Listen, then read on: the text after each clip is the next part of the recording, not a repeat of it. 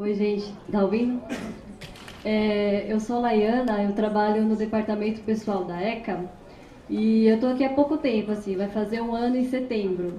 Mas a palestra que eu vi aqui hoje, eu acho que seria bom se todos os funcionários da ECA pudessem assistir, assim, porque nesse pouco tempo que eu tô lá, o momento dos funcionários fazerem o exame periódico, assim, é um tormento para os funcionários, né? Eles vão de cara feia, vão emburrado pegar o exame periódico, falam, ai, por que eu tô fazendo esse negócio aqui? Não serve pra nada, e falam um monte de coisa. A gente tem casos de funcionário que chegou a ficar 4 anos sem fazer o exame periódico, e aí vai fazer a nossa médica do trabalho, a doutora Sônia. E o pessoal conhece ela, né? Aí quando o funcionário passa com a doutora Sônia, ela dá um esculacho, assim, o funcionário volta lá frustrado, fala, nunca mais eu fico sem fazer. Mas, enfim, eu não sei como é que é a proposta de vocês, enfim, mas vocês estão com pouca gente também, mas se essa palestra pudesse rodar os institutos, enfim, durante o ano, aí não sei, ia ser, acho que uma coisa muito positiva para os funcionários enxergarem esse outro lado, que é o exame periódico. A minha pergunta, na verdade, é específica, não sei quem poderia responder, eu queria entender por que o exame Papa Nicolau ele não é obrigatório para as mulheres, né, no exame periódico. Acho que seria uma coisa que seria importante, enfim, na prevenção também, né? Enfim.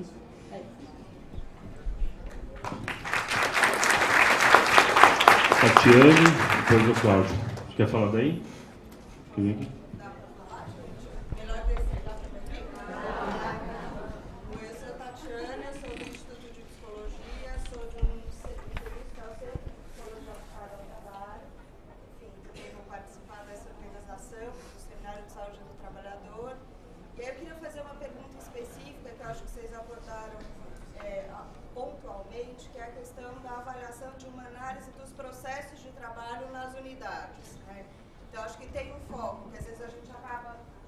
chamando mais atenção para o foco do trabalhador, né, e às vezes a gente tem feito poucas discussões em relação à própria organização do trabalho, então como é que ela se dá de uma maneira mais ampla, para além do posto de trabalho, né, e isso tem efeitos nos acidentes e nos adoecimentos do trabalho. Eu vou dar um exemplo das LER-DORTs, né, um aspecto é a gente analisar o posto de trabalho, a interação do trabalhador com aquele posto.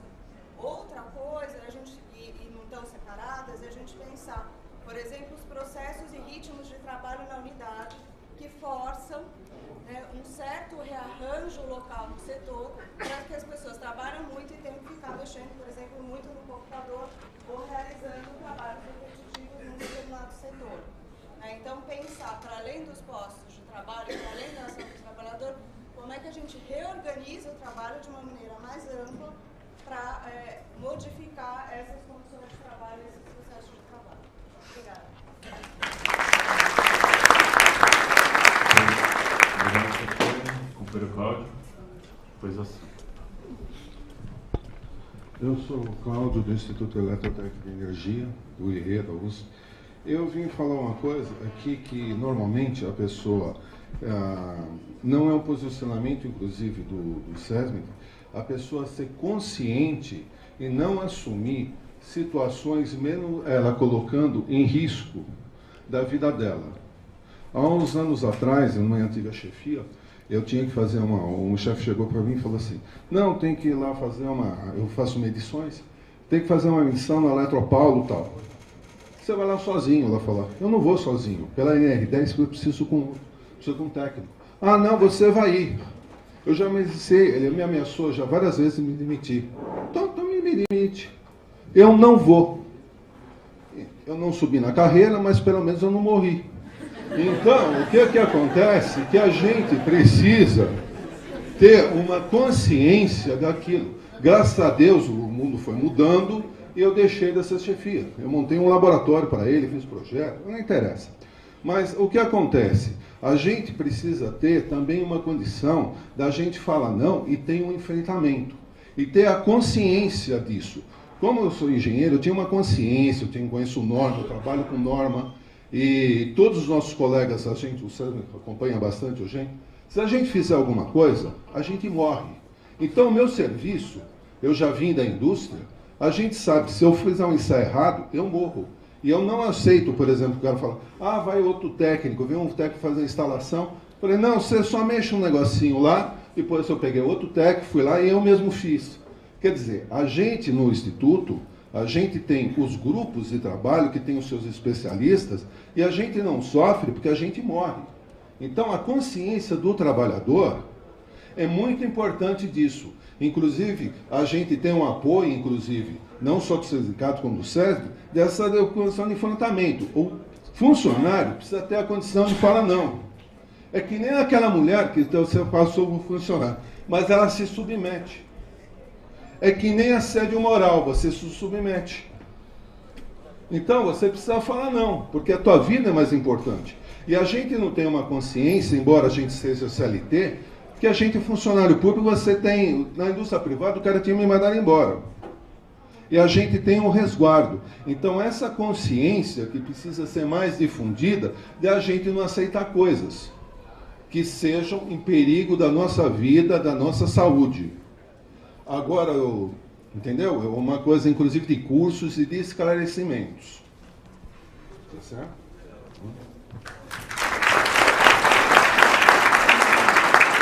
Obrigado, Cláudio. Agora a Sâmia.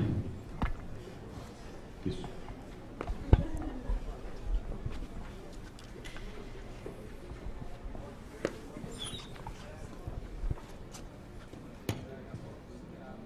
Oi, gente, bom dia. Eu sou funcionária da Poli. Muitas vezes, quando a gente conversa com outros funcionários de lá, ou também de outras unidades, as pessoas pontuam muito a necessidade de que essa cultura política que a gente vive durante a greve, ela consiga se estender permanentemente, porque para que a gente se mobilize não só quando haver novamente um 0% ou uma mídia da reitoria super autoritária e bizarra como essa, mas que a gente consiga no nosso cotidiano se organizar e se mobilizar. E eu acho que essas questões relativas à segurança e saúde do trabalho são questões bastante presentes, né, no nosso cotidiano, e no meu ponto de vista elas têm um potencial de mobilização muito grande mesmo, porque certamente em qualquer departamento e unidade que você for, vai ter alguma medida que infringe qualquer tipo de regra. E eu acho que essas minúcias, que podem parecer poucas coisas, elas revelam o que está por trás da Universidade de São Paulo de conjunto. Porque não só com essa política de cortes, porque quando falta funcionária em determinada unidade, vai precisar que outras pessoas fiquem ainda mais sobrecarregadas. E isso vai aumentar ainda mais a precarização de alguns setores. Isso mostra, por exemplo, a forma autoritária e antidemocrática como a universidade se organiza, porque a gente, no nosso cotidiano, não sabe para onde, para quem e como reclamar ou como se organizar diante disso. Então, eu acho que um acúmulo importante que a gente pode tirar do dia de hoje, também dessa greve de conjunto, é criar mecanismos de denúncia, criar mecanismos através do sindicato, para que a gente consiga denunciar, seja chefias contra a universidade de conjunto por esses problemas pontuais e locais nas unidades, mas que a gente consiga se organizar e se mobilizar no nosso cotidiano para que a gente mude, né, as condições de trabalho, para que a gente tenha mais saúde e que a gente tenha mais condições de trabalhar em paz e com direitos. É isso. Obrigada.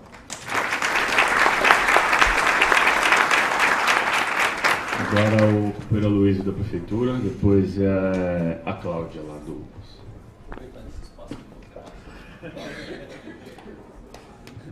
Bom dia, gente. A minha fala é o seguinte, nós no Brasil, nós temos uma lei muito avançada a nível de segurança do trabalho. Além da legislação avançada, nós temos uma estrutura muito boa dos nossos companheiros aqui, que como deu para notar a estrutura que é o SESMIT. Agora, o que, na verdade, o que eu acho que falta aqui, já que nós estamos aqui reunidos, falta nós para participarmos mais nessa questão de segurança de trabalho, porque na verdade a segurança de trabalho na verdade é cultura, entendeu? O que ocorre? Então, quer dizer, nós temos que aproveitar esse espaço aqui e vamos dizer, vou retornar para a unidade e levar essa cultura, principalmente na participação da CIPA das unidades. Ela é super importante. Você veja que, embora nós tenhamos uma estrutura muito boa, o que se nota, como o nosso companheiro falou, que falta, ele mostrou aqui que é um descaso das unidades diante de algumas situações de risco. O que está faltando? Falta mais uma participação mais efetiva, mais incisiva daquelas pessoas, nós que estamos e trabalhamos no dia a dia no trabalho. Quer dizer, para quem interessa a qualidade de vida do trabalho? Interessa a nós. É o nosso próprio bem-estar. Então, nós temos que começar a cultuar essa cultura de prevenção, participar ativamente da CIPA, porque o que acontece é que muitas vezes o cidadão ele participa da CIPA, mas ele participa de uma forma oportunista. Eu vou entrar na CIPA, porque na CIPA eu vou ficar um ano, depois vai ter mais um ano de estabilidade, e ele fica, e trabalhar mesmo realmente, efetivamente, às vezes ele peca. Então ele perde uma oportunidade de trabalhar efetivamente na prevenção de acidentes, trabalhar, colaborar com o SESMIT na implantação de programas de prevenção. Então se perde muita oportunidade. Então você veja bem, nós temos companheiros de boa vontade, então que uma estrutura muito boa, como que ele mostrou para nós, mas falta para nós participarmos mais forte nessa questão. Então, essa palestra é muito interessante, porque é uma forma de voltarmos para a unidade já e começarmos a pensar nessa questão, de participarmos mais e ajudarmos nossos companheiros a melhorar a qualidade de vida do trabalhador para nós aqui na universidade. Obrigado. Obrigado, Aloysio. Agora a companheira Cláudia, depois a Marcela.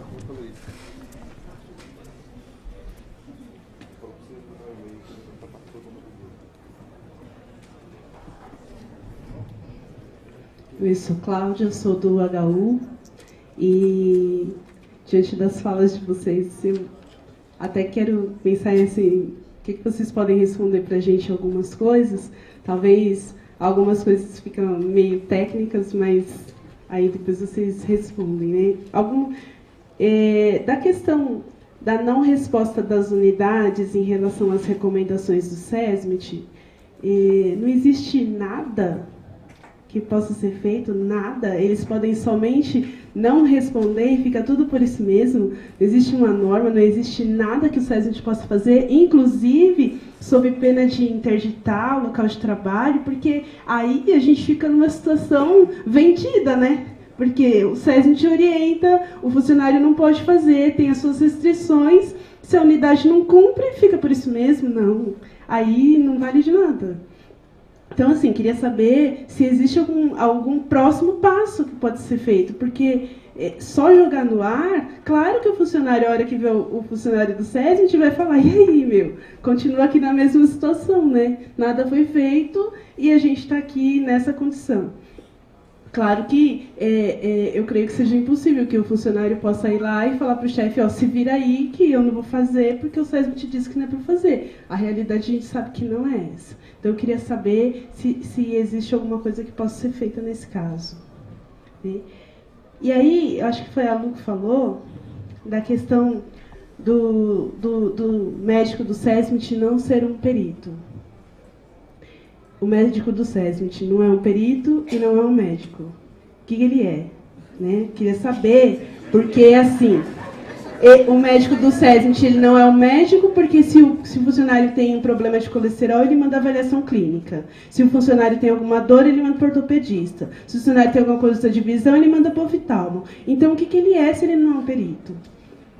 Isso é uma coisa que eu gostaria de saber, porque se ele não está nem numa função nem na outra, ele não é nada lá. Né? Então, assim... E aí, eu acho que ele que colocou uma questão da posição do SESMIT em ser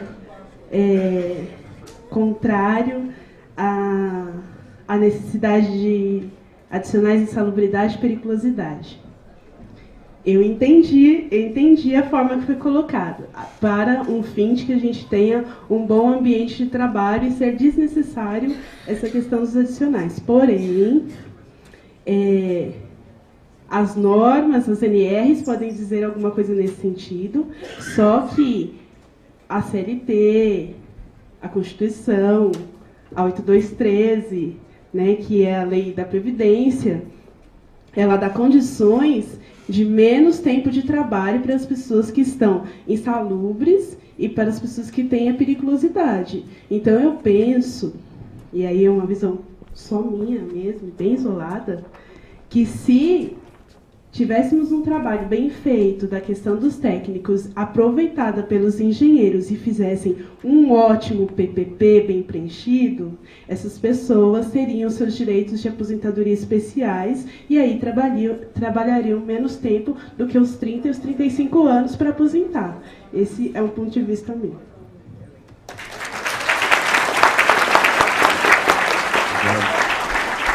Obrigado, Cláudia. A Marcela, por favor. Oi, gente, eu sou Marcela, eu sou estudante de Educação Física e desde o começo da greve, junto com a Juventude Açuas, eu tenho acompanhado a greve dos trabalhadores, que para a gente é essencial. Daí, primeiro, eu queria dar um recadinho que o Pablito pediu para eu dar para vocês, que na sexta-feira vai ter uma atividade da greve sobre a questão negra. Dia 25 de julho é o Dia Latino-Americano e Caribenho da Mulher Negra. E a gente achou que era importante discutir a questão negra junto com os trabalhadores, porque a gente sabe que o racismo faz parte do cotidiano dos trabalhadores dessa universidade, não só dentro como fora, e também é importante que no momento de luta a gente se organize para discutir isso e avançar na luta. Mas eu vou falar um pouco mais sobre essa questão. Eu estava fazendo parte da mesa que discutiu a saúde do trabalho com os companheiros do COSEAS, e para mim foi muito emocionante, assim. Eu saí de lá com dor de cabeça de tanto chorar, porque às vezes a gente faz uma discussão mais técnica, mas a gente tem que entender que isso faz parte da realidade cotidiana da vida de todos os trabalhadores. A gente tem companheiras que hoje não conseguem lavar roupa e nem fazer o serviço cotidiano da sua casa por conta das condições de trabalho que essa universidade impõe para todos os trabalhadores. Eu acho que é importante a gente partir desse pressuposto. E daí o que eu queria falar, que observando um pouco a exposição dos companheiros aqui, fica evidente que os companheiros do SESMIT têm várias restrições para poder atuar de verdade, entendeu? Desde a parte legal. Então, se a gente pegar, por exemplo, no começo da palestra, eles falaram da OIT, Organização Internacional de Trabalho. Essa organização está ligada à ONU. A ONU é uma organização que é comandada pelos maiores capitalistas do mundo. É a partir da ONU que tem tropas no Haiti, é a partir da ONU que eles estão pensando em organizar uma outra intervenção militar no Congo, um país africano que já foi massacrado, que rola genocídio lá. E é essa organização, que diz que é uma organização para cuidar da paz mundial, que, na verdade, mata trabalhadores cotidianamente, que pensa a segurança do trabalho. E várias outras organizações, a gente vai ver que tem relações, como os companheiros mesmo colocaram, com as patronais, que fazem parte da discussão da saúde, e o Estado, que a gente percebeu, principalmente pela essa greve, que, em vez de estar do lado dos trabalhadores, tem servido de balcão de negociação de grandes empresários. Por isso que não tem dinheiro para a USP, mas tem dinheiro para aumentar o salário do Alckmin, para ele ter uma vida de patrão e pensar como os patrões e não como os trabalhadores.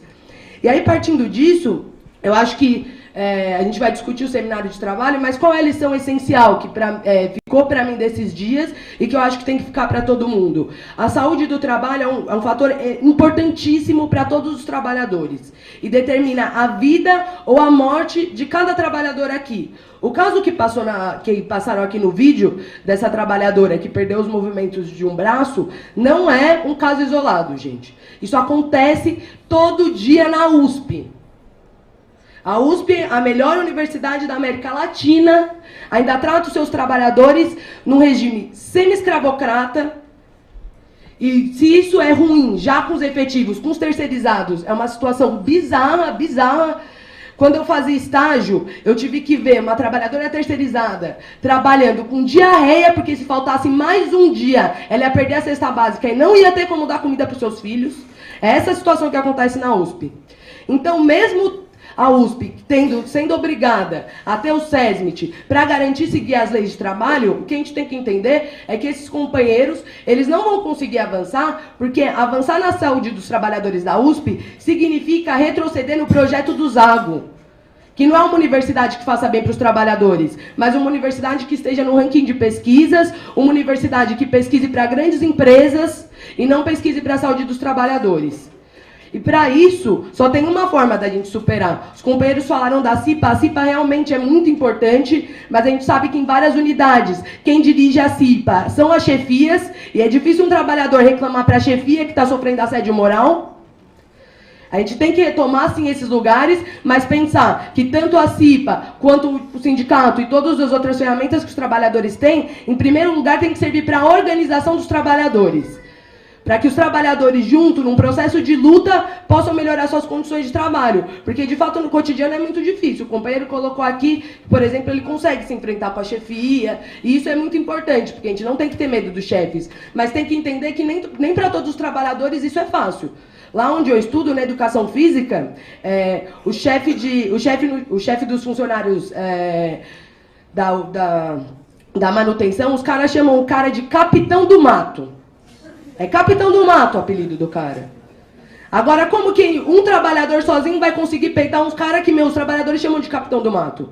Se não tiver uma organização real, a gente não vai conseguir peitar esse capitão do mato e nenhum dos outros capitães do mato que existem em cada unidade. Eu acho que o processo de greve tem que servir para a gente pensar em como avançar nisso. Porque se o 0% sim é um ataque à saúde dos trabalhadores, a gente não pode pensar separado, porque arroxo salarial é diminuir a dignidade de vida de cada trabalhador, porque não é que ele não está dando aumento, ele está tirando o salário do bolso do trabalhador. A inflação aumentou e vai ser mais difícil para a gente conseguir se alimentar, para a gente conseguir ter transporte, para a gente conseguir pagar a escola para os nossos filhos. Mas, para além disso, a gente vai ter que pensar em como se organizar, em comissões internas, em cada unidade, pensar em como organizar para ter delegados da CIPA que, de fato, discutam com os trabalhadores para conseguir avançar na luta. Porque também não dá para esperar dos companheiros que estão aqui dispondo, sua vida, dando a cara a tapa, aqui na universidade, que sabe quando voltar para o trabalho, os caras vão ficar no pescoço dele, não dá para colocar todo o peso nesses companheiros. Mas o peso da discussão da saúde do trabalhador está nas costas de cada um de nós, e não só dos trabalhadores também. Dos estudantes, é uma puta responsabilidade para mim. Para mim é uma hiperresponsabilidade como estudante de educação física dar tudo que eu tenho de conhecimento para que vocês consigam avançar na saúde do trabalho. E isso não tem que ser só uma preocupação minha, mas uma preocupação de todos os estudantes. Porque uma universidade que tem um conhecimento que não serve para os trabalhadores não serve de nada. E uma universidade como essa eu não quero, companheiros, não quero. Eu espero que todos vocês também não queiram. Porque é um absurdo a farmácia, por exemplo, estudar produtos de beleza e não conseguir fazer pesquisa para os companheiros do SESMIT. É um absurdo um curso de educação física conseguir fazer pesquisa para a saúde de grandes jogadores de futebol e não conseguir discutir como é a sobrecarga de trabalho dos trabalhadores da USP. A mesma coisa na medicina, a mesma coisa na engenharia, que poderia estar pensando melhores condições para os trabalhadores. Isso não acontece. Eu estou colocando aqui porque a luta da saúde do trabalhador é uma luta que leva a gente a repensar em várias coisas. Desde a educação, a divisão do trabalho, as questões que estão para fora da universidade, porque também o transporte, a saúde e a educação afetam diretamente na saúde de cada trabalhador. Outro dia eu estava discutindo com um trabalhador que falou que, quando ele pega, 2 vezes já aconteceu, dele pegar o metrô lotado e por conta da dor nas costas que ele adquiriu sendo motorista, o cara desmaiou no metrô de tanta dor, porque não conseguia sentar, tinha que pegar o metrô lotado em pé. Estou colocando esses elementos para a gente conseguir pensar em como a gente, da Juventude às Ruas, que está se dispondo aqui a se ligar com vocês e a discutir com centenas de estudantes assim que voltarem às aulas, como que juntos a gente pode atacar com um punho só essa reitoria e esse governo do Estado que não está preocupado nem um pouco com a saúde dos trabalhadores e muito menos com as condições dos estudantes aqui dentro da universidade.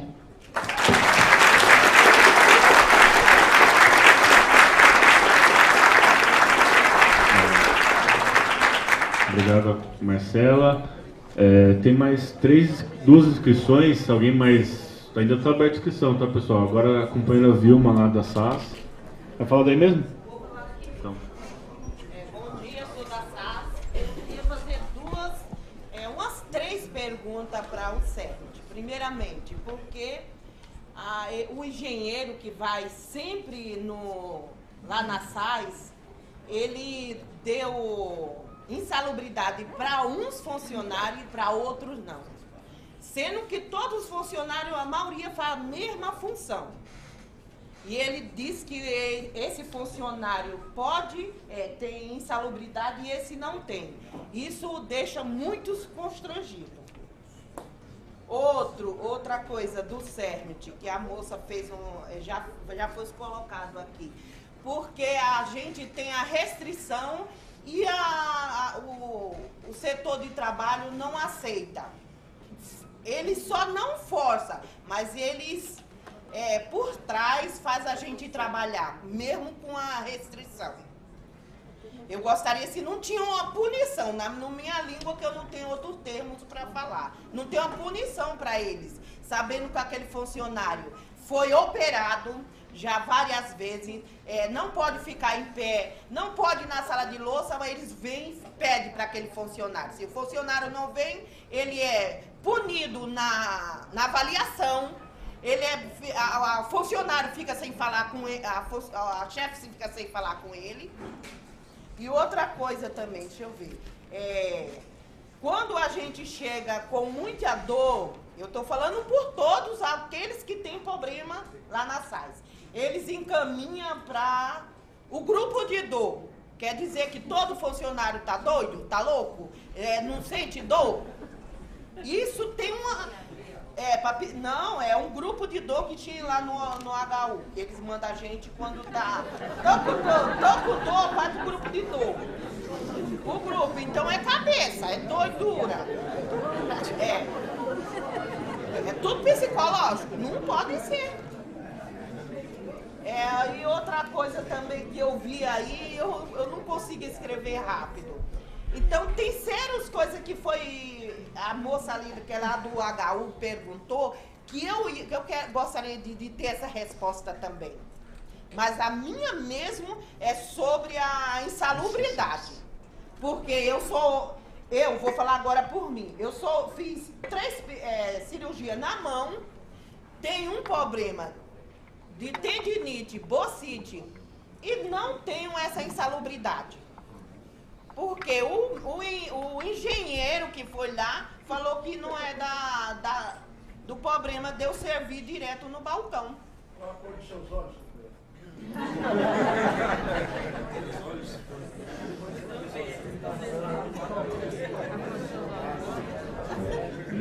Tá bom, beleza.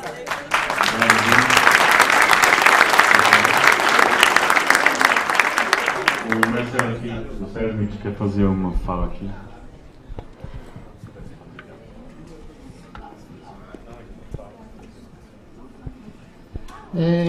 Bom dia a todos e todas, né? Acho que meu nome é Marcelo, eu também sou do SESMIT. Eu queria trazer algumas reflexões. Eu acho que nós estamos reiniciando um debate que ficou para trás na nossa história, na história da classe trabalhadora. Né? A questão da segurança do trabalho, das condições de trabalho, ela ficou lá para trás. A gente deixou de debater isso há mais ou menos uns 20, 25 anos, e agora nós estamos retomando ela aqui. Né? O que é segurança do trabalho? A gente vem trazer aqui o que existe. O que existe é isso aqui. Eu não vou defender isso aqui não, gente. Eu acho que isso aqui, inclusive, está errado. Acho que a legislação do Brasil está errada. Né? O SESMIT, do jeito que ele está constituído, né? Quem que paga o meu salário? O empregador. Quem paga o meu salário é o reitor. E aí, como é que ele paga o meu salário e eu vou confrontar esse cara que me paga? No Brasil é isso. A segurança do trabalho ela é remunerada pelo empregador. Tem um problema aí. Eu poderia ser remunerado pelo empregador, mas você não presta conta para o empregador. Você poderia prestar conta para outras pessoas, para os trabalhadores, para os sindicatos. Você podia prestar conta para eles. No Brasil não é isso. Né? E aí eu não defendo o SESMIT não, gente. Eu acho que assim, o SESMIT, do jeito que ele está constituído hoje, ele andou muito na sombra. O que é o SESMIT? Ninguém fala nada de SESMIT, ninguém fala nada de insalubridade, ninguém fala nada de periculosidade, ninguém fala nada de condições de trabalho. E o que acontece? Por que disso? Tem um sentido político disso. Porque se é o órgão responsável pela segurança do trabalho dentro da universidade, né, a gente poderia, inclusive, cobrar. Se a gente sabe que existe, a gente vai cobrar. Né? Estou precisando trabalhar esse tema aqui dentro do meu setor. Estou sofrendo assédio. Assédio tem alguma coisa a ver com segurança do trabalho? Tem. Por quê? Porque a partir de um assédio você vai adoecendo mentalmente. Tem a ver. Mas na hora que a gente é convidado para falar numa mesa de assédio moral, a nossa chefia fala, não, você não pode falar disso. Você não pode, você está proibido de falar disso. E aí a gente, não, peraí. E aí eu acho que é importante esses espaços que estão sendo criados na greve, para quê? Para a gente, nós, trabalhadores, debater o tema. Então, o seminário de saúde e segurança do trabalho, que vai tratar do assédio moral, das condições de trabalho, é muito importante. Por quê? Porque nós estamos reconstruindo a nossa visão sobre a segurança do trabalho. É isso que nós, o que nós queremos, o que nós trabalhadores queremos. Né? Aqui foi levantado um monte de questão, né? A gente tem direito de recusa, todo trabalhador tem direito de recusa. A gente sabe disso? Não, mas a gente não pode saber disso, porque senão a gente vai começar a recusar. Né? Recebi uma restrição lá que eu não posso trabalhar em pé. E a pessoa vai lá e coloca para trabalhar em pé. A gente tem que ter o direito de recusa. Por quê? Porque está aqui, ó, fundamentado pelo médico. E a gente não pode ser punido por isso. Mas hoje, se a gente vai para o direito de recusa, a gente vai ser punido e a gente vai ser mais assediado ainda. Tem um pessoal lá do Odonto que fez uma denúncia de uma irregularidade. A gente foi lá, interditou o local. O que aconteceu depois? Aí passou, resolvemos o problema, o local foi interditado, tudo tal, não sei o quê, mas o que aconteceu depois? O cara foi transferido de setor, o cara começou a sofrer pressão, e aí qual que é o instrumento, as medidas de controle que a gente tem sobre essas situações? Nenhuma. Não existe uma política de saúde e segurança do trabalho da USP. A USP está pouco se lascando com isso. O que garante se um diretor vai ou não cumprir uma determinação do SESMIT? A gente chega, sai do nosso posto de trabalho, lá do SESMIT, vai até a unidade e descobre que lá na mesma odontologia, a gente entrou dentro de uma sala que eu fiquei tonto na hora que eu entrei, de tanto formol que a gente cheirou. Formol não, era outro produto, era... Tinha aquele outro lá, Xilol. É o problema do Xilol. Aí nós fomos lá, eu com a cara pra trás, eu fiquei loucão, tal, não sei o que, né? As pessoas estavam lá, 2 anos trabalhando naquele ambiente, uma menina ficou grávida naquele ambiente, a gente levou o nosso engenheiro de ventilação dentro do laboratório, ele recomendou que tinha que ser feito um sistema de exaustão com pressão positiva, tal, não sei o que, quantos 1000 volts, aquela coisa errada lá no sistema de ventilação. O que foi feito? Nada. Por quê? Porque o que é mais importante dentro dessa universidade? É gastar o dinheiro com a pesquisa. Não é gastar dinheiro com a nossa saúde. E aí, existe dispositivo para cobrar? Não. Ou até existe, vamos lá, está na lei, né? Aí quando vê, nós temos que cumprir todas as instruções técnicas do Corpo de Bombeiro. A gente chega lá na química, nos corredores, você não consegue passar no corredor. Você não consegue, por quê? Porque você tem tanta coisa no corredor que aquilo ali, para você correr do incêndio, você está ferrado, você vai morrer junto com todo mundo, você vai queimar junto com o material que está no corredor. Aí beleza, isso aí está lá na norma técnica do bombeiro que tinha que ser esvaziado o negócio. Só que aí o que acontece? Quem que manda no Corpo de Bombeiro? O governador. Então tem questão política aí. Aí o bombeiro vem fazer alguma vistoria aqui dentro? Não vem. Não vem por quê? Porque está no âmbito, inclusive, da política. Porque se o nosso reitor ele é braço do Alckmin, como assim o Alckmin vai mandar o Corpo de Bombeiro aqui dentro para interditar o negócio? Não vai. Então a lei morreu na onde? Morreu no papel. Morreu no papel. E aí eu acho que o importante disso daqui não é nem o SESMIT, não, é o que nós vamos fazer para a gente sair disso, para a gente sair dessa encalacrada. Porque hoje, eu garanto para vocês, todo mundo que trabalha nessa universidade vai sair doente daqui. Todo mundo. Se a gente for ver das estatísticas, 30% das pessoas dessa universidade tem algum tipo de restrição adquirida aqui dentro. Gente, é 30% dos 18 mil trabalhadores CLT, 12 mil, 6 mil tem algum tipo de restrição. São 6 mil, é um exército de restrito. É uma máquina de moer carne. É isso que nós temos aqui dentro dessa universidade. E o que a gente faz? Eu fico as mãos atadas lá de trabalhar lá. Eu gostaria de fazer a análise do processo de trabalho. É isso, eu fiz ergonomia, a gente acha que é o método mais avançado para fazer uma análise do que causa e o que não causa doença, o que a gente pode prevenir. Eu acho que é isso. Mas para fazer isso eu preciso de 6 meses. e dos 6 meses a minha chefe vai falar assim, não, larga a mão desse trabalho, vai cumprir legislação. É assim que acontece. E aí eu sou pressionado a fazer um tipo de trabalho que não vai dar em nada, porque até hoje o trabalho que o SESMIT fez, ele não deu em nada. Se a gente for lá para o HU, o que tem de história para a gente contar, tem 10 anos de relatório sobre a ventilação, sobre a exaustão daquele hospital, sobre as condições da cozinha, tem 10 anos de relatório. 10 anos. Todo ano a gente vai lá e emite um documento. Os caras não fizeram nada. Denuncia. Eu acho que nós temos que denunciar, mas é só isso, não basta. Porque se dentro dos órgãos que faz a fiscalização tem um atrelamento político com a linha política dessa universidade, como é que a gente vai denunciar? Eu acho que nós temos que se organizar para ir lá e parar o restaurante. E isso que nós temos que fazer, nós temos que se organizar para nos defender, porque do jeito que está a Constituição da Saúde e Segurança do Trabalho na legislação, quando a gente fala de legislação, ela serve a quem? Ela não serve para o trabalhador, ela serve para o empregador. Tudo que está constituído dentro dessa legislação desse Estado não serve para a gente, porque não foi a gente que construiu. Né? Eu acho que a gente tem ganhos na história da luta de classe, da luta dos trabalhadores. Quando os trabalhadores foram para as greves, eles conseguiram ganhos materiais e melhorias em suas condições de trabalho. Mas depois que eles conseguem, se absorve para dentro do Estado, cria uma lei e aí você confinou ali. Então, o que é lei e tal, não sei o quê. Só que quando está dentro da lei, a gente não manda. Insalubridade e periculosidade. Vamos lá, posso falar só sobre isso? Rapidinho. Insalubridade e periculosidade. Acho que é importante trazer esse debate. Por que um ganha e por que o outro não ganha? Porque é regido por lei. Ou a gente pode, inclusive, questionar a capacidade deles. Mas, ó, eu vou além. Vou lá na química, laboratório de química, tal, não sei o quê.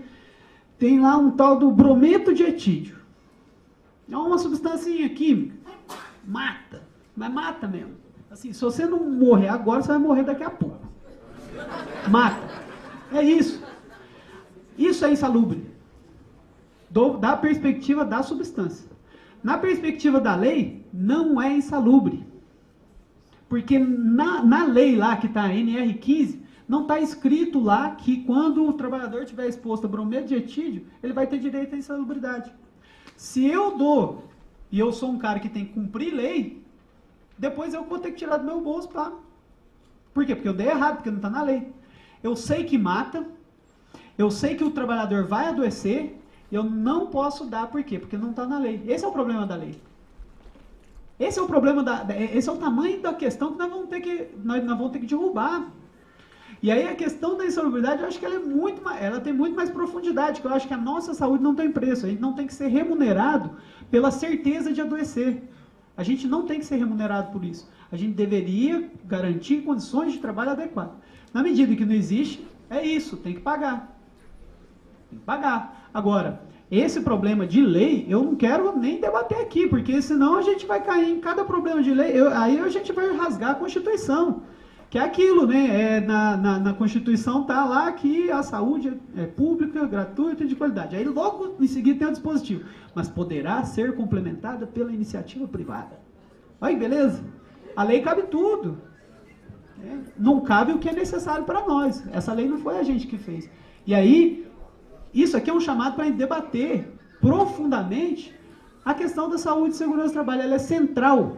O que a gente faz aqui? A gente é trabalhador. O que a gente faz? A gente vende a nossa força de trabalho. E aí, vender a nossa força de trabalho, inclusive, está em manter essa força de trabalho íntegra. Quando a gente chega aqui para trabalhar, as condições estão adequadas, essa capacidade de fornecer a força de trabalho, ela é inviabilizada. O problema está aí, ele é central. Ele é central. E isso organiza a gente. A gente quer um trabalho. E aí eu vou... qualidade de vida. Eu sou contra a qualidade de vida, porque para mim qualidade de vida no trabalho não existe. Não existe qualidade de vida no trabalho dentro do capital. Não existe isso. E aí, nesse sentido, eu acho que...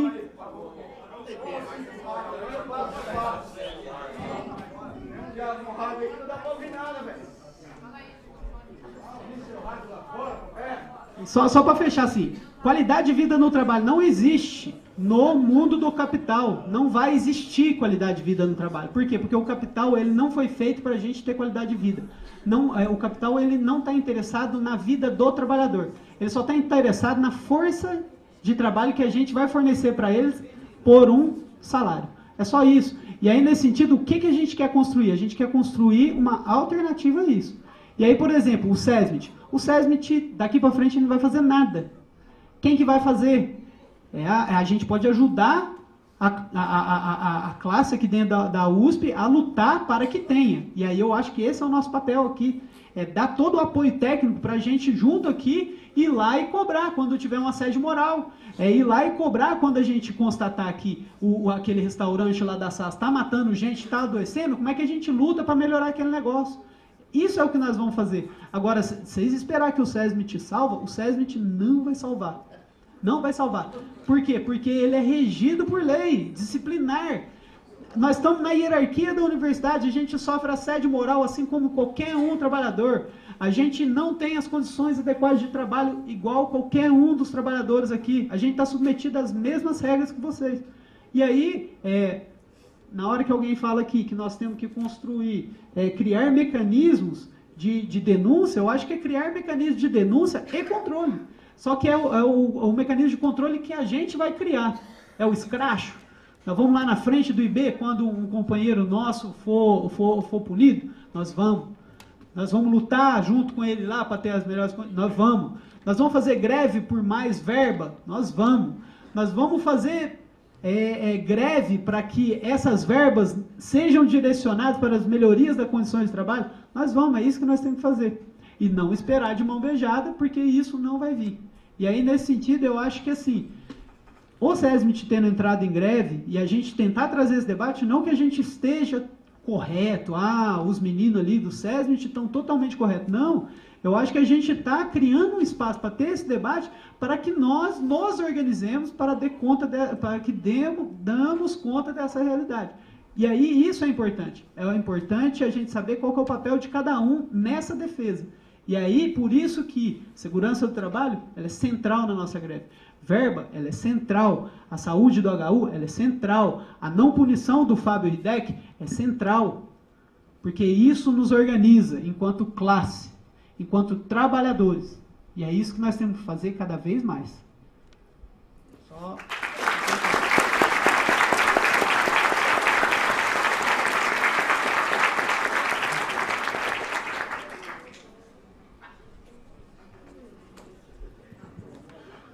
Gente, só para a gente organizar aqui, o Marcelo já respondeu algumas das colocações aí do plenário. Aí tem mais 4 inscrições aqui. Proponho que nessa próxima fala, que é do companheiro Gilmar, a gente encerra as inscrições para dar sequência aí, responder e concluir. Pode ser? Então, vou pedir... Vai falar daqui? Então o Gilmar vai falar e a gente encerra na fala dele. Vai lá. Bom dia, pessoal. Eu sou funcionário do IE. Vou tomar café.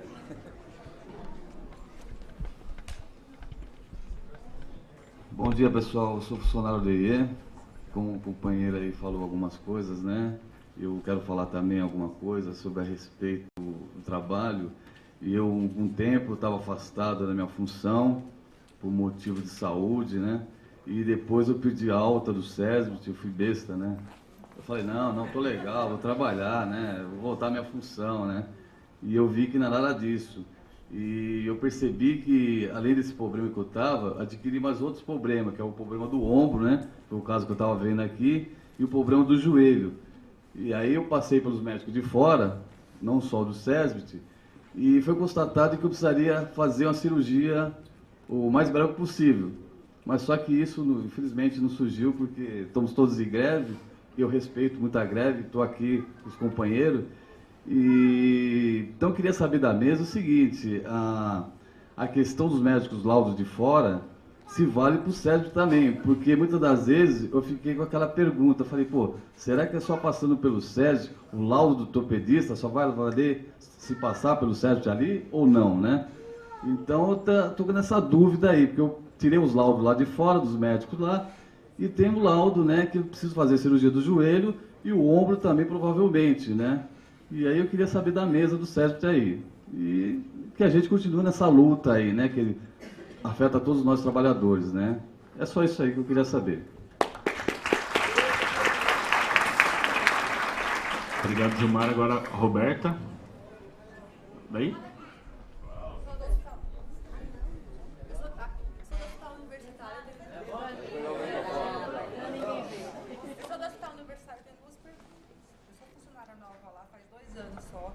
A primeira pergunta é em relação ao atestado médico. Por que a gente tem que trocar atestado médico, seja de um hospital particular? Se você passou por consulta, ele te deu o atestado, chega no dia que você vai trocar. Aconteceu comigo, a pessoa olhou, eu falei assim, olha, eu preciso trocar atestado, mas eu ainda continuo com a garganta inflamada. Dá pra você olhar pra mim? A médica falou assim, não tem instrumento aqui. Eu só tô aqui pra trocar o seu atestado e te liberar pra você voltar. Pra que eu tenho que trocar meu atestado se ela não olha nem na minha cara? A segunda questão em relação aos plantões. Quando nós estamos de plantão, de 12 horas, seja durante a semana ou no final de semana, a gente tem que almoçar e voltar correndo para a unidade. Que qualidade de trabalho que a gente tem? Se a gente come e faz a digestão na unidade trabalhando, pegando peso. Só essas duas colocações.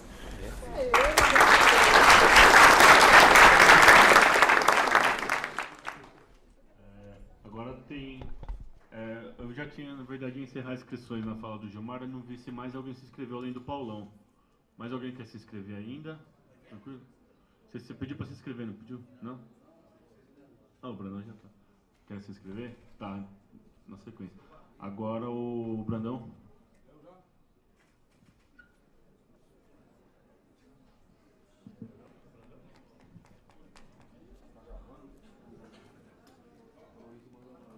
Então, pessoal, é o seguinte. Queria falar a respeito desse assunto, na verdade, 3 coisas para falar. A primeira questão é a seguinte. Eu acho que desde o sindicato, a partir do sindicato, a gente precisa avançar uma discussão na nossa categoria de conscientização das pessoas ao respeito do preço da sua saúde e da sua qualidade de vida. Estou falando isso porque o pessoal da prefeitura aqui, que estiver por aqui, seguramente vão se lembrar de casos em que a gente ia conversar com o companheiro para usar o EPI, às vezes tinha o EPI disponível, e o companheiro não queria usar o EPI porque se usasse o EPI ia perder a insalubridade. Então essa era a informação. Primeiro que a informação está errada. Mas segundo, que por essa lógica, o companheiro prefere se expor ao risco, causar o dano à sua saúde, entendeu? Sofrer uma qualidade de vida desgraçada na velhice, entendeu? Por conta de 10%, 20% ou 40% do salário mínimo. Esse é o preço da saúde do sujeito, que é pago com a insalubridade. Acho que a principal orientação que a gente tem que ter, enquanto trabalhador e por consequência enquanto sindicato, é que se trata de lutar a morte para eliminar as condições de trabalho que possam causar dano à saúde do indivíduo. Tá bem? Uma vez essas condições permanecendo, aí sim cabe você discutir e exigir o pagamento da insalubridade. Essa é uma primeira questão. Aí depois a gente vê o terreno da exigência que tem a ver com o que os companheiros colocam a respeito da lei. Então essa é a primeira coisa. A outra questão é a seguinte, pessoal. É o problema da solidariedade. Vou explicar para vocês o que eu estou querendo dizer. Vou tomar como exemplo a prefeitura e um fato específico da prefeitura e outro que a gente tem informação de que ocorreu no SAS, no restaurante da SAS. Na prefeitura é assim, eu tenho um companheiro lá na prefeitura que ele ficou conhecido lá, inclusive, por ser um dos melhores assentadores de guia aqui na universidade. Não sei se todo mundo sabe o que é uma guia, sabe? Essas pedras que você coloca no meio fio. Aquilo pesa 120 quilos cada uma. O cara tem pouco mais que 1,50 m, mas era um dos melhores colocadores de guia que tinha aqui na USP. Bom, não preciso dizer que o sujeito está hoje todo arrebentado. Está todo arrebentado. Então ele tem restrição assim, ele não pode pegar peso algum, ele não pode trabalhar em altura, ele não pode trabalhar exposto a ruído. Tá bem? E ele está lotado, sabe onde? na seção de pré-moldados da prefeitura. Só tem vibradores e blocos de concreto, é só concreto, bitoneira, saco de cimento, só coisa leve. E peças de pré-moldados, essas lixeiras de concreto, esses bancos de concreto enormes que vocês veem nos pontos de ônibus, é feito lá. Bom, por consequência, esse sujeito consegue fazer o que lá? Nada. Não dá para fazer nada. E aí ele fica lá, com a boca aberta, pegando mosca. Adivinha quem é que vai encher o saco dele lá? O chefe. O chefe passa lá uma vez por outra. Sabe quem enche o saco dele? Lá os colegas de trabalho. Ah, eu não sou obrigado a trabalhar para fazer o meu serviço e o seu. Eu não sou obrigado a trabalhar por você. Você não pode trabalhar, vai para o INSS, se aposenta, não fica aqui enchendo o saco, tem que trabalhar por você. Vocês acham que isso acontece pouco na USP? Vocês acham que isso... Não, isso acontece em todos os lugares. Isso acontece em todos os lugares, porque a pessoa não vê como responsável pela sua sobrecarga de trabalho o patrão que não contrata. Então é muito mais fácil ficar infernizando a vida do companheiro restrito, ou da companheira restrita que não consegue trabalhar, do que entrar em luta para obrigar, tá certo? Primeiro a chefia a respeitar todo mundo, a brigar por condições de trabalho que não leve ninguém a se arrebentar, tá certo? Isso ninguém se propõe a fazer. Aí se propõe a infernizar a vida do outro, a humilhar, a esculhambar a pessoa. Então é o seguinte, o que aconteceu? 2 fatos com esse mesmo sujeito. Um belo dia o pessoal do DP liga para mim, tem que vir correndo aqui. Por quê? Porque eles estavam lá na sessão separando os companheiros, esse é restrito, com uma faca de 10 polegadas na mão, uma peixeira de 10 polegadas na mão, que queria abrir o outro que se defendia com uma alavanca na mão. Por quê? Entendeu? Porque de tanto o outro atazanar a vida dele, que tem que trabalhar, não sei o que, etc., o cara reagiu e quase que eles se matam. Um com uma alavanca que se pega na cabeça, não precisa da segunda, e o outro com uma faca na mão. E em vias de hipótese, rasgando lá. Podiam ou um matar o outro, ou na melhor das hipóteses, os dois serem demitidos por justa causa. Por causa de quê? Por falta de condição de trabalho. Só? Não, por falta de solidariedade e respeito mútuo entre nós trabalhadores. Entre nós trabalhadores. Estou colocando essa questão aqui porque quando surge esse tipo de assunto, a tendência é a gente olhar para o chefe, a tendência é a gente olhar para a coisa e não olhar para nós mesmos. Olhar para o quanto a gente consegue ser solidário com o colega de trabalho. Entendeu? Então essa é um elemento que eu vou colocar, que eu queria descer aqui. Algo semelhante acontece coletivamente no SAS. O pessoal antigo, todos eles têm muita restrição, está tudo arrebentado. E aí fica o pessoal novo, eu não vou trabalhar por eles. Eu não vou trabalhar por eles, tem consequências. Chegou uma situação que as pessoas se dividiram lá. Que as pessoas se dividiram lá, pessoal. Divididos assim, como é que a gente consegue ir à raiz do problema? Não é possível ir à raiz do problema, se for dividido assim. Então é assim, ó, a gente tem uma luta árdua pela frente. Uma luta árdua pela frente. Primeiro é o seguinte, eu não quero receber o salário do preço da minha saúde. Eu quero preservar a minha saúde. Essa tem que ser a minha prioridade. Ah, mas o adicional de salubridade quebra o galho? Quebra o galho. Beleza, vamos lutar para aumentar o salário. Porque se o problema é falta de pão na mesa, ótimo. Todo mundo enfrenta com isso. Vamos lutar para melhorar o salário. Porque lá adiante, entendeu? Um dia tu vai aposentar. E aí você não vai ter nem salubridade, nem periculosidade. Mas você vai ter que gastar com muito medicamento, entendeu? Além de ter uma qualidade de vida miserável que ninguém merece. Então, você constrói hoje, tá certo, o seu futuro amanhã. Essa é a primeira questão. E a outra, a gente tem que ter noção de onde está o problema. O problema não está no companheiro doente. O problema está em a gente somar as forças com o companheiro ou com a companheira que está doente, que está restrito, para corrigir aquela situação, porque senão, o que vai acontecer?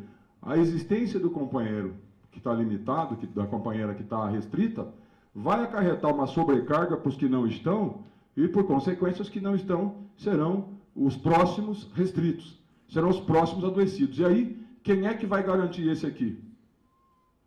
Então, assim, você tem que saber que o companheiro está arrebentado hoje, e se você não lutar, você vai acabar, para mudar, você vai acabar ficando igual a ele. Entendeu? Então, essa é a segunda questão. E a última é assim, ó. Esse mesmo cidadão que estava restrito aí, entendeu? Que não podia fazer nada. Chegou lá o Samir, esse eu cito o nome, porque isso aí é canalha, todo mundo tem que saber. Que é um engenheiro. Ele chegou lá e porque queria que o sujeito movimentasse um monte de madeira. Ela falou, não vou porque eu tenho restrição. E quebrou o pau com o cara. Vai pegar, porque senão eu vou te punir, porque não sei o quê, porque não custa nada você pegar madeira, porque madeira é isso, madeira é aquilo. Cheguei lá, o que está acontecendo? Não, que ele não quer pegar, não custa. Você acha que custa ele pegar? Eu falei, meu, eu sou mecânico de ar-condicionado, cara, você é o quê? Eu sou engenheiro, você sabe que eu sou engenheiro? Pois é, você é engenheiro de quê? Civil. Eu falei, então, eu não sou médico do trabalho. Sou mecânico de ar-condicionado. Você vem perguntar para mim se ele pegar essa madeira vai causar algum dano para ele? Quem sou eu para te dizer, velho? E eu pergunto, quem é você para dizer que não vai? O médico diz que ele não pode fazer, então você fica na sua, velho. Então você fica na sua. Então o que ocorre? Entendeu?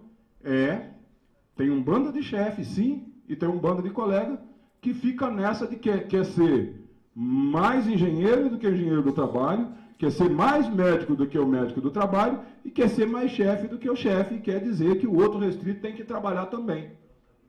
Então, se a gente não resolver esse problema que é nosso, que é entre nós, vai ser difícil a gente cobrar o reitor depois. Vai ser difícil a gente cobrar a qualquer coisa. E acaba ficando difícil você cobrar o SESMIT. E o SESMIT é assim, meu, é isso. Aí eu concordo com o que o Marcelo falou. Entendeu? É da universidade, é da instituição, é oficial, entendeu?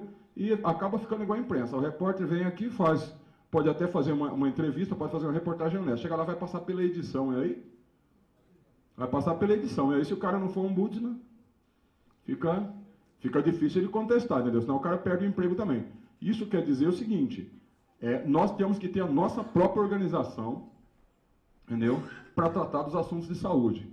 Se essa discussão aqui servir para munir o sindicato, munir a todo mundo de uma consciência, de uma capacidade de construir essa organização para que a gente possa, acho que foi o próprio Marcelo que falou, não só fiscalizar, mas controlar, entendeu? E aí é controlar mesmo, é não permitir que a coisa aconteça. Porque se permitir que a coisa aconteça, não adianta você controlar, você saber, você tem informação, mas só vai servir para morrer de raiva, porque você sabe que vai se ferrar e vai continuar fazendo do mesmo jeito. Então nós temos que controlar para dizer, não vai fazer.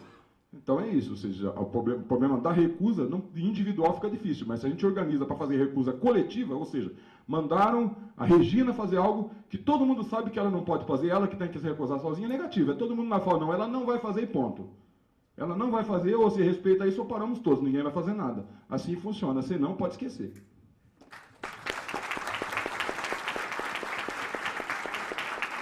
Agora o Arthur. Na verdade, a minha intervenção é uma pergunta curta, porque eu trabalho na Superintendência do Espaço Físico, eu sou arquiteto, e eu trabalho na área de planejamento, e eu encontrei aquilo que o Marcelo falou nos ambientes da Química e também encontrei na ECA. Espaços que estão hoje em condições de ocupação com restos de materiais, materiais que as unidades compram com excesso porque tem um problema das aquisições por pregão, etc. E que ficam acumulados em lugares inadequados, e outras coisas que são entulhos. No caso da ECA eu vi muito entulho, coisa que pode gerar criação de bicho do lado de fora do pátio, pode, sei lá, aparecer um escorpião ali no meio, alguma coisa assim.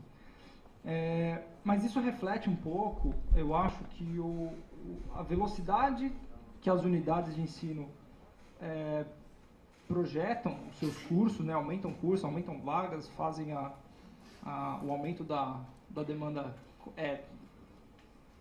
dão o seu suporte para a demanda social do aumento de vagas, só que o planejamento do espaço físico não dá conta dessa questão. E no caso específico desses trabalhos que eu estou, acho que no caso da ECA, tem uma ação do Ministério Público do Trabalho, né? O Ministério do Trabalho, em contraposição, na verdade não é uma contraposição, aí que está a dúvida. Eu queria saber se vocês têm uma perspectiva histórica das ações que foram movidas no Ministério do Trabalho para a resolução desses problemas. Se tem precedentes, porque o Marcelo colocou que ele é muito desconfiado da ação dessas ações institucionais. Eu estou novo aqui, eu ainda não sei dizer. Eu queria perguntar para vocês se vocês têm esse retrospecto histórico.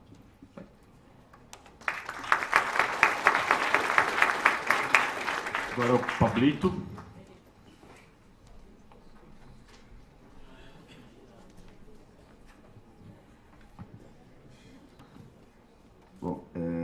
Bom dia aí, pessoal.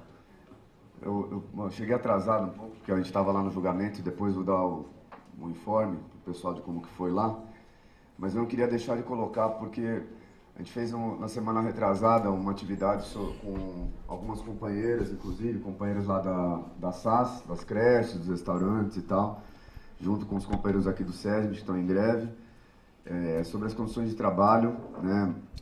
Pegando um pouco a realidade, a situação nossa lá da COSES, não porque a gente acha que é um problema que acontece só lá, nos restaurantes ou nas creches, mas partindo de um lugar que era uma atividade que a gente a princípio ia fazer com o pessoal só lá na SAS e depois acabou estendendo para poder fazer com outras unidades, né? A primeira coisa só que eu queria colocar é o seguinte, pessoal, partindo dessa atividade aí, que teve relatos assim que foram terríveis, na verdade, de companheiras, a maioria inclusive mulheres, relatando os casos de assédio moral que sofreram, que chegaram inclusive a provocar um adoecimento, além do adoecimento físico, adoecimento psicológico das pessoas e levar inclusive pelo menos 4 casos de companheiras relatando tentativa de suicídio, né? Foi gravíssimo. Agora, uma das coisas que permeou várias das questões assim, nessa atividade, pessoal, que eu queria colocar aqui é o seguinte.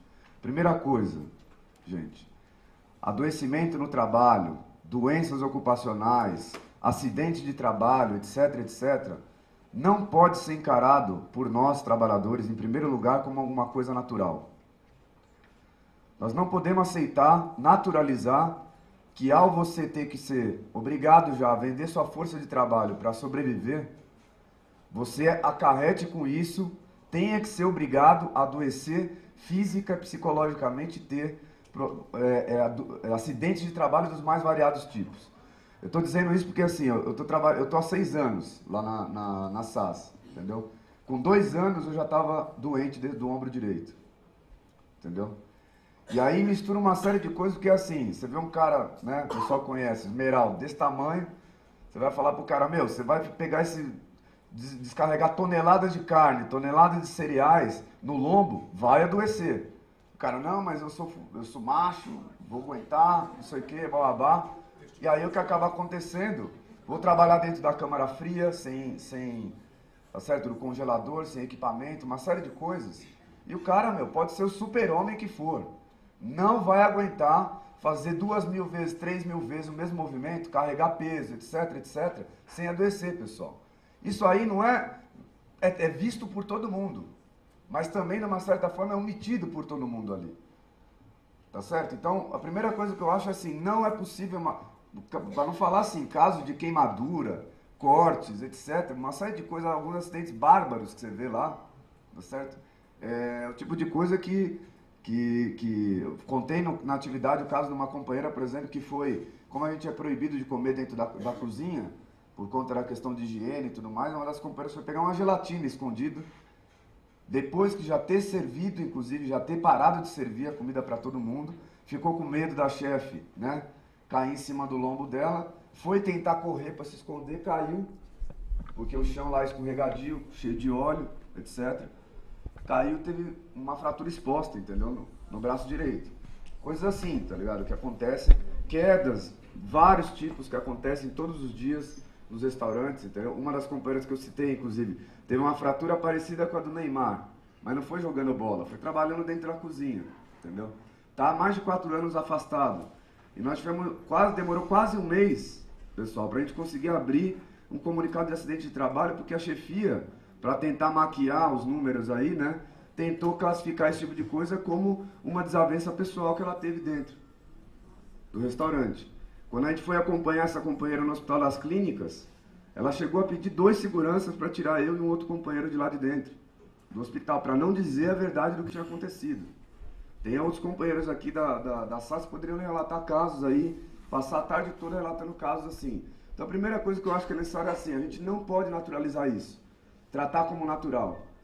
Por um lado, o que o Marcelo falou é verdade. Enquanto a gente vê no sistema de exploração, de opressão, que é o capitalismo, é difícil que no trabalho vai ter trabalho saudável, trabalho digno, né, nessas questões. Agora, nós não podemos naturalizar isso e aceitar isso daí como uma coisa cotidiana, tá? A outra coisa, tem um responsável para isso. Tem um responsável para isso. E muitas vezes no cotidiano se tenta dizer que o responsável é quem? É o próprio trabalhador. É porque o cara não tomou cuidado, é porque não usou o equipamento de proteção individual, que é verdade, nós precisamos usar os equipamentos de proteção individual. Agora, mesmo usando os equipamentos de proteção individual, enquanto você tiver que trabalhar num trabalho sobrecarregado, com falta de funcionários, etc, etc, numa sobrecarga de trabalho, um trabalho alucinante, é dito e feito, meu. Vai ter acidente, vai ter adoecimento. Agora, quem é responsável por isso? No nosso caso, começa na nutricionista e na técnica, que é quem elabora a escala, vai acima dela, que é a política da reitoria, que está cortando a contratação de funcionários, entendeu? Que reduz a contratação de funcionários. É uma política do governo, para outros órgãos, inclusive.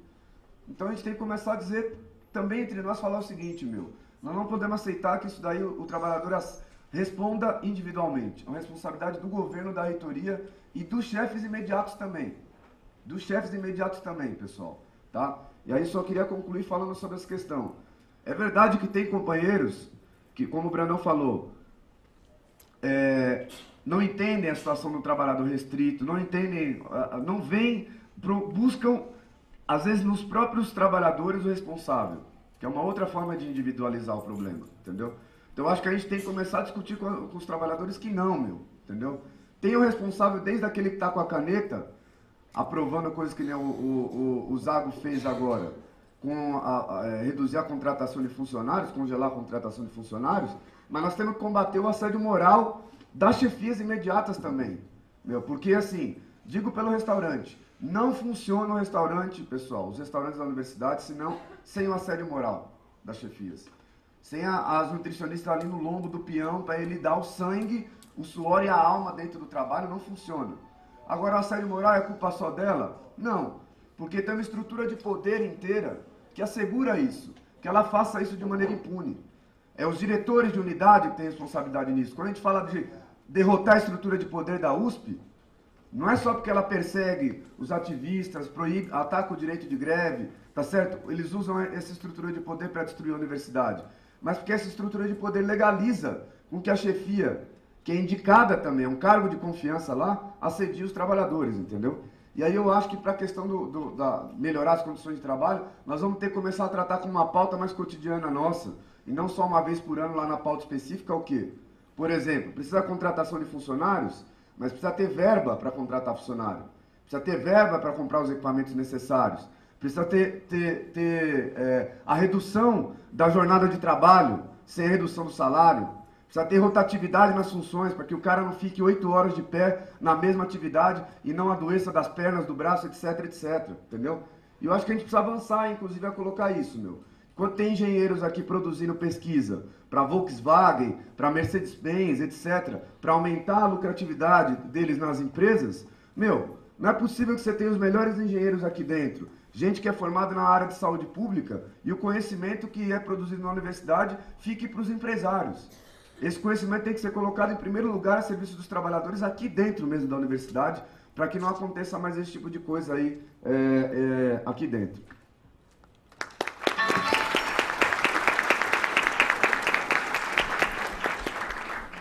O companheiro pediu a palavra lá.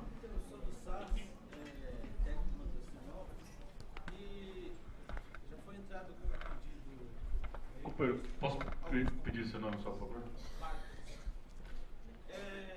Eu queria saber como é que está a questão da periculosidade. A gente trabalha com trabalhos de eletricidade, altura, espaço confinado, e ficamos prejudicados com esse negócio da lei, e fica meio no ar, né? Não sabemos se é só aqui dentro da USP que parou a questão dessa nossa área específica, né? Mas foi liberado para os guardas. Mas para nós está parado até hoje. Faz quase 2 anos que foi feito o meu pedido e não saiu até agora. E ficou bem claro lá pelo técnico de vocês que visitaram lá que a gente precisa receber. Então eu queria saber se é só aqui dentro da USP que está acontecendo isso ou se é de forma geral, se abrange as outras, a iniciativa privada aí fora. Obrigado. O João, último inscrito.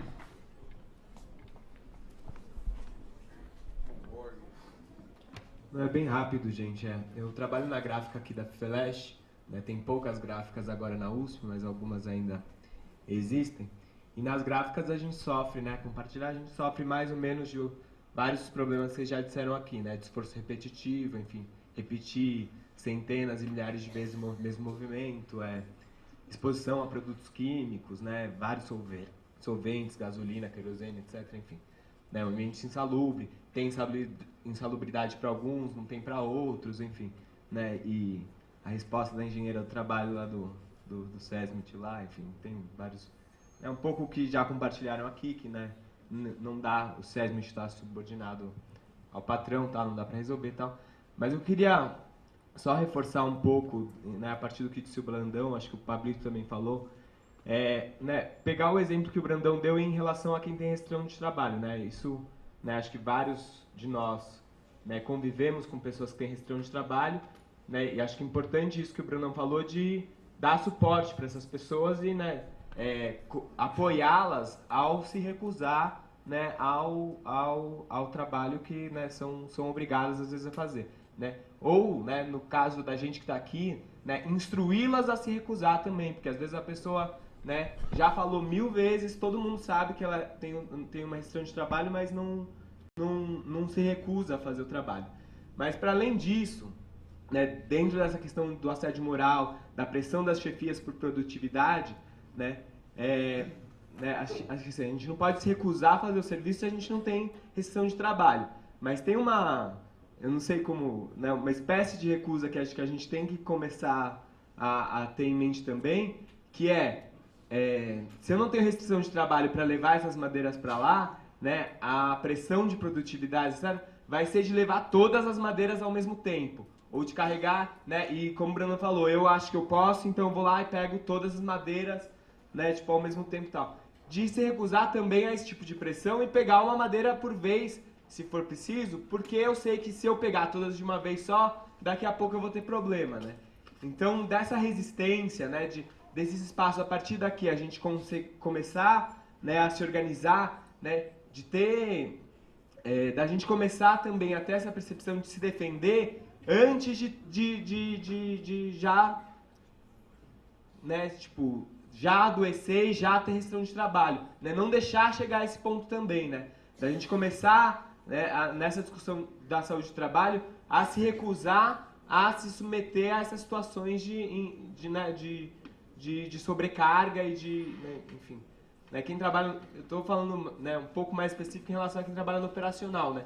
De que a gente se submete a carregar porque a chefia fala que você é muito fraco se você não carrega uma pilha desse tamanho de tal ou tal coisa, entendeu? De se recusar também a se expor a situações em que você vai adoecendo, né? E acho que é importante, né, a gente manter esses debates nesse sentido, né? De dar confiança e consciência para o trabalhador de que ele não precisa submeter esse tipo de coisa que vai levar o trabalhador ao adoecimento.